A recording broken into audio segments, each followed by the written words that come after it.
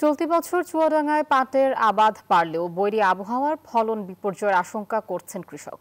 তারা জানান বেশিরভাগ পাট গাছ হেলে পড়েছে। এ কারণে সময়ের আগেই পাট কাটতে হচ্ছে তাদের।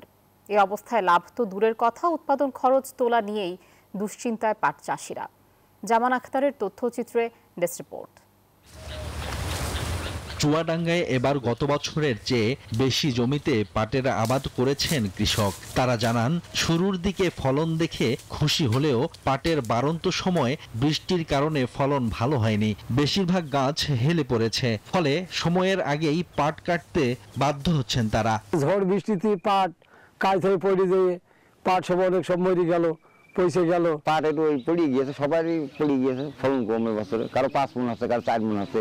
এবছর 1 বিঘা জমিতে পাটের আবাদ করতে খরচ হয়েছে 15 থেকে 25,000 টাকা পর্যন্ত। ফলন বিপর্যয়ে বিঘা প্রতি পাটের উৎপাদন হয়েছে 8 থেকে 12 মণ, আর বাজারে প্রতি মণ পাট বিক্রি হচ্ছে 3,000 থেকে 3200 টাকায়। এ অবস্থায় লাভ তো দূরের কথা, উৎপাদন খরচ তোলা নিয়ে দুশ্চিন্তায় দিন কাটাচ্ছেন কৃষক। বান্ডেল থাকলে প্রতি সেনমানিতে টাকা বাঁচবে। বিকাশ সেনমানি বান্ডেল কিনে জিতুন প্রতি লেনদেনে। বিঘা প্রতি 25,000 টাকা খরচ হয়েছে। আমার মনে হয় পাট বিঘা প্রতি 18 থেকে 20,000 টাকা হতে পারে।